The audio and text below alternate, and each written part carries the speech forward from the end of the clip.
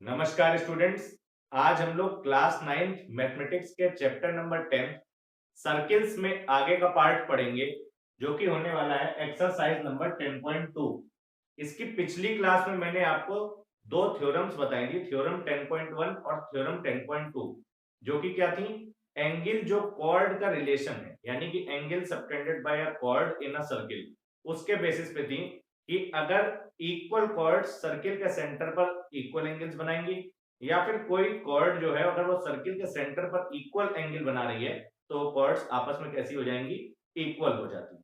ठीक है, पहले वो वाली क्लास देख लीजिएगा जरूर से। तो आज की क्लास के क्वेश्चंस भी आपको समझ में आएंगे और आप इसको जल्दी से सॉल्व भी कर ले जाएंगे।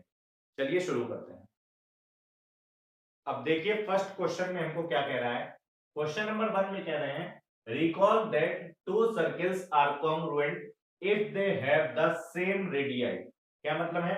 ये बात आपको पता भी होगी कि दो सर्किल्स कब कॉन्ग्रुएंट हो जाएंगे? जब उनका रेडियस सेम होता है, सेम रेडियाई होगा तो कॉन्ग्रुएंट हो जाएंगे। जैसे आप पीछे पढ़े होंगे कॉन्ग्रुएंसी ऑफ ट्राइंगल्स की, तो ट्राइंगल्स के कॉन्ग्रुएंस में अलग अलग रूल होते हैं, तीन साइड बराबर हो जाए या दो साइड एक एंगल इंक्लूडेड बराबर हो जाए, इस तरीके से अलग अलग कॉन्ग्रुएंसी के क्राइटेरिया होते हैं।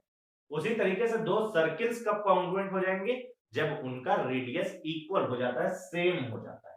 ठीक, आगे कह रहे हैं prove that equal chords of congruent circles subtend equal angles at their centres.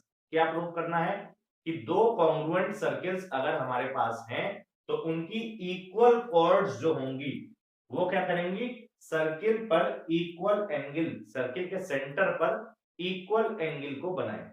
ठीक है, चलिए समझते हैं। पहले तो दो सर्किल ड्रॉ कर लेते हैं जिनका रेडियस बराबर हो।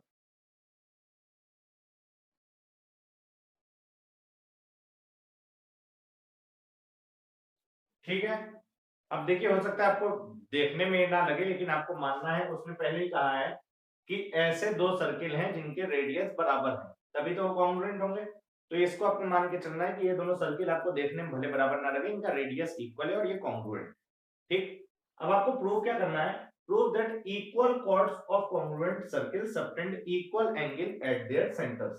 तो इसमें हम पहले इनके सेंटर मान लेते हैं। जैसे इसका सेंटर मान लीजिए है O, तो इसका सेंटर मान लीजिए है O डैश। ये दोनों सर्किल के हमारे सेंटर्स हो गए। अब इनमें इक्वल कॉर्ड्स होंगी, कौन कौन सी? दो कॉर्ड हम लोग मान लेते हैं। जैसे उदाहरण के लिए एक कॉर्ड इस सर्किल की हो गई हमारी ए बी, और एक इस वाले सर्किल की कॉर्ड हो गई हमारी सी डी। ठीक, ए बी और सी डी दोनों कैसी कॉर्ड हैं? बराबर है। तो इसको एक बार तो लिख लेते हैं पहले ही कि हमें गिवन क्या है यहाँ पर, कि A B is equal to C D. बोला है उसने कि इक्वल कॉर्ड्स सर्किल के सेंटर पर इक्वल एंगल्स बनाएंगी। तो कॉर्ड्स इक्वल है, गिवन है। अब इनको सेंटर से जोड़ दिया जाए तभी तो हम वो वाली बात प्रूव कर पाएंगे कि ये सेंटर पर इक्वल एंगल्स बनाएंगी।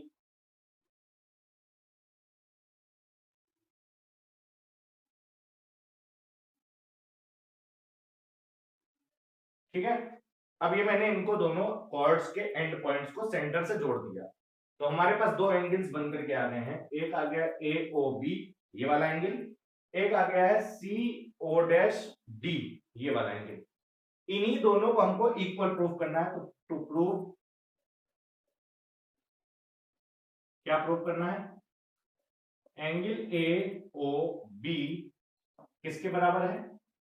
Angle C O dash D. यही बात हमको क्वेश्चन में प्रूव करने के लिए कहा। अच्छा, पीछे आपने जो थ्योरम पढ़ी थी वो क्या थी? थ्योरम 10.1 हमको ये कहती थी कि कभी भी अगर एक सर्किल है और उसकी दो कॉर्ड्स इक्वल हैं तो सर्किल के सेंटर पर जो एंगल बनेगा वो कैसा बनेगा? इक्वल बनेगा। इसमें उसी से मिलती जुलती बात कह रहा है कि दो कॉन्ग्रुएंट सर्किल्स हैं और कॉर्ड इक्वल हैं, तो आपको ये प्रूव करना है कि सर्किल के सेंटर पर एंगल इक्वल बने। ठीक है, अब देखते हैं इनको कैसे प्रूव करा जाएगा। कॉन्ग्रुएंसी का सहारा लेते हैं, तो पहले दो ट्रायंगल कंसीडर करते हैं। In triangle AOB and triangle CO'D, ये दोनों ट्रायंगल हमने कंसीडर कर दिए। AB बराबर CD हमको पता है, तो हम पहली बात लिख लेते हैं कि AB is equal to CD। Reason क्या हो जाएगा? गिवन उसने कहा है कि दोनों कॉर्ड्स बराबर हैं। अब जब कॉर्ड्स बराबर है उसके बाद ये भी तो OA भी तो बराबर हो जाएगा O डैश C के। OA is equal to O dash C। कैसे? OA रेडियस है, O डैश C इस वाले सर्किल का रेडियस है, और दोनों सर्किल उसने पहले ऊपर कहा है क्वेश्चन में कि कॉन्ग्रुएंट है। कॉन्ग्रुएंट है तो इनके रेडियस बराबर होते हैं।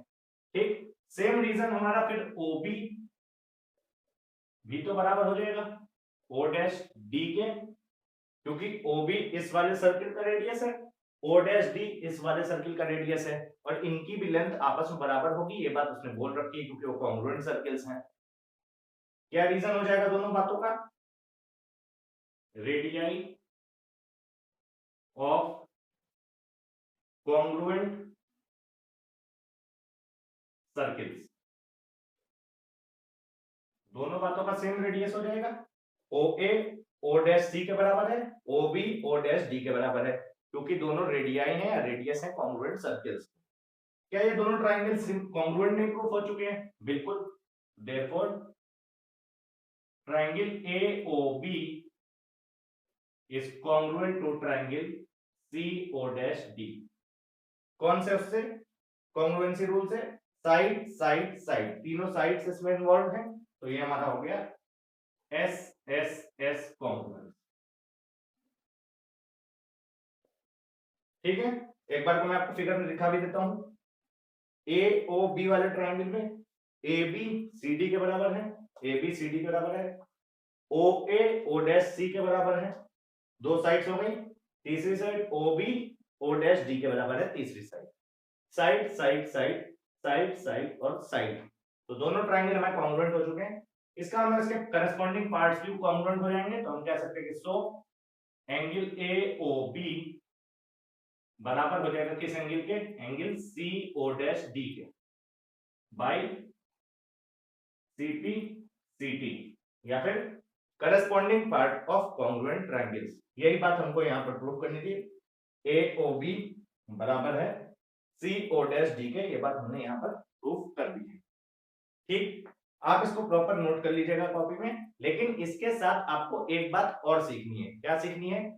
थ्योरम 10.1 ने तो हमको ये बताया था कि एक सर्किल के दो इक्वल कॉर्ड्स या दो से अधिक जितने भी इक्वल कॉर्ड्स हैं वो सर्किल के सेंटर पर इक्वल एंगल्स बनाते हैं। इस क्वेश्चन को करने के बाद आपको क्या समझ में आ गया कि अगर कॉन्ग्रुएंट सर्किल्स भी हैं और उनकी कॉर्ड्स इक्वल हैं तब भी वो सर्किल के सेंटर पर इक्वल एंगल ही बनाते हैं। अब हम लोग नेक्स्ट क्वेश्चन को देखते हैं, जो कि हमारा क्वेश्चन नंबर 2 है। कह रहे हैं prove that if chords of congruent circles subtend equal angles at their centers then the chords are equal।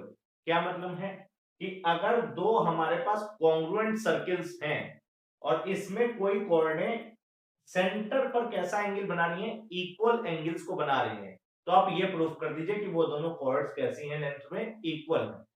इसके पीछे आपने एक थ्योरम 10.2 पढ़ी थी, ठीक उसी पर यह क्वेश्चन बेस्ड है। लेकिन थ्योरम 10.2 क्या कह रही थी?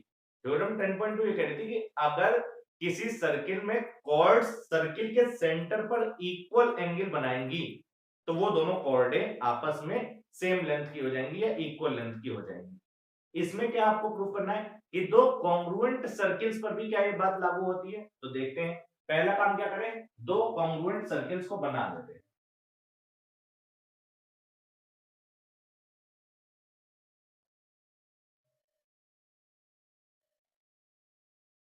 ठीक है, ये दोनों हमारे कॉन्ग्रुएंट सर्किल्स हो गए। लेकिन एक बात और क्या याद रखनी है, देखने में भले ना लगे लेकिन उन्होंने क्वेश्चन में कहा है तो ये मानकर चलेंगे कि ये दोनों सर्किल कैसे हैं? कॉन्ग्रुएंट हैं। इसका मतलब इनके रेडियस बराबर होंगे। सबसे पहले इनके सेंटर्स हम लोग ड्रॉ कर लेते हैं। जैसे मान लीजिए इसका सेंटर हो गया O और इधर वाले सर्किल का सेंटर हो गया O डैश। ठीक, फिर इन्होंने कहा कुछ कॉर्ड है उनको इक्वल प्रूफ करना है, तो सबसे पहले कॉर्ड बना लिया जाए। जैसे मान लीजिए इस वाले सर्किल की कॉर्ड हो गई AB और इधर दूसरे वाले सर्किल की कॉर्ड हो गई कौन सी? CD। ठीक, ये दोनों कॉर्ड्स बना दी।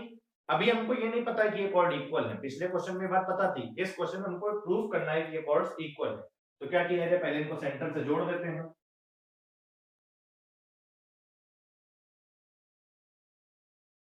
ये हमने जोड़ दिया इस वाले सर्किल में, कॉर्ड को सेंटर से यानी कि कॉर्ड के द्वारा सर्किल के सेंटर को बनाया गया एंगल, और ये हमने इधर वाले सर्किल में भी जोड़, ठीक है। अब इधर से क्या बन रहा है, एंगल ए ओ बी, इधर से क्या बन रहा है, angle C O dash D. देखने में भले ना लग रहे हो, लेकिन ये बात इन्होंने कही है कि इसके एंगल्स इक्वल हैं। Prove that if chords of congruent circles subtend equal angles at their centre, यानी कि इस बात को लिख लेते हैं, ये बात हमको गिवन दे रखी है क्या, कि दोनों कॉर्ड्स जो है वो कैसा एंगल बना रही हैं, equal, angle A O B is equal to angle C O dash D.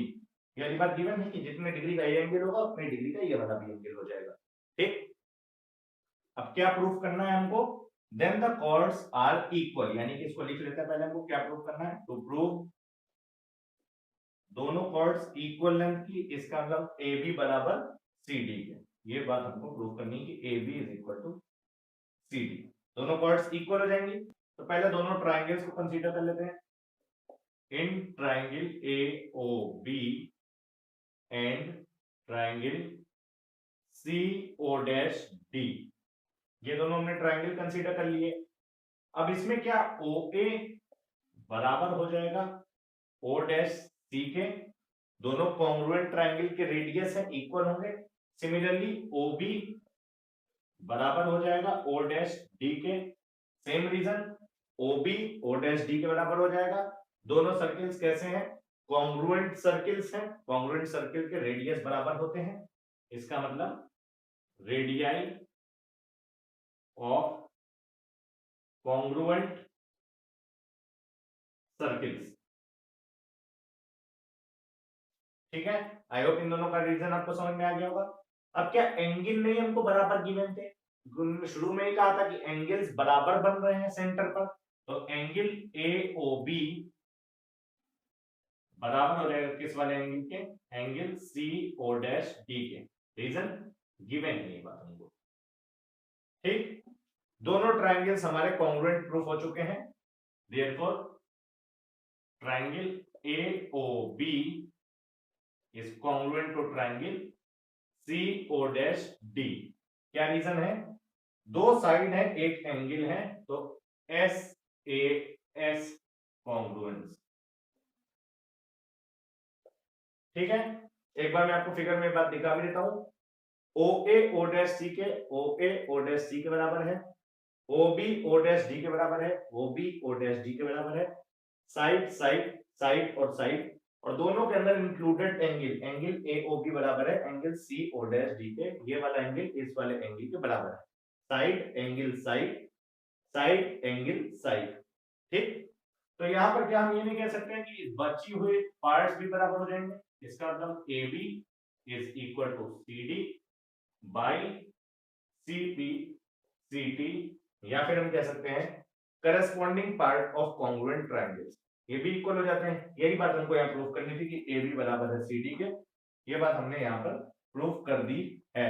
तो यहाँ से आपको क्या समझना है, पहले तो आप इसको साफ साफ नोट कर लीजिएगा कॉपी में। एक बात आपको समझनी है कि जो हमने थ्योरम 10.2 पढ़ी थी, वो हमको कहती थी कि सर्किल के, एक सर्किल में अगर कोई कॉर्ड्स सर्किल के सेंटर पर इक्वल एंगल बनाए तो वो दोनों कॉर्ड्स आपस में इक्वल होंगे। इस क्वेश्चन को करने के बाद हमको क्या समझ में आ गया है कि अगर यही दो कॉन्ग्रुएंट सर्किल्स भी हैं और उनमें भी कॉर्ड्स सर्किल के सेंटर पर इक्वल एंगल बना रही हैं, तो वो दोनों कॉर्ड्स भी इक्वल होंगी। ये बात दो सर्किल पर, तीन सर्किल पर, सभी सर्किलों पर लागू होगी अगर सर्किल कॉन्ग्रुएंट। चलिए आज की क्लास को यहीं तक रखते हैं। इसमें आपको मैंने एक्सरसाइज 10.2 पूरी सॉल्व करा दी है, पीछे थ्योरम पर ही दोनों क्वेश्चंस बेस्ड थे, आसानी से आपको समझ भी आ गए होंगे। अगर आपने जो देखा है आपको अच्छा लगा है तो इसको लाइक अवश्य करिएगा, नीचे कमेंट करिएगा कि आपको ये क्लासेस कैसी लग रही हैं, अपने फ्रेंड्स के साथ इसको ज्यादा से ज्यादा शेयर करिएगा। अगर आप किसी और टॉपिक पर भी वीडियो देखना चाहते हैं, मैथ्स में कोई टॉपिक आपको समस्या कर रहा है, तो आप उसको कमेंट कर दीजिए, हम जल्द से जल्द उस टॉपिक पर वीडियो बनाने का पूरा प्रयास करेंगे। इस वीडियो के डिस्क्रिप्शन में हमारे टेलीग्राम चैनल का लिंक है, वहां से आप हमारे टेलीग्राम चैनल पर ज्वाइन करके कनेक्ट हो सकते हैं। इस वीडियो को देखने के लिए बहुत बहुत धन्यवाद। Thank you very much.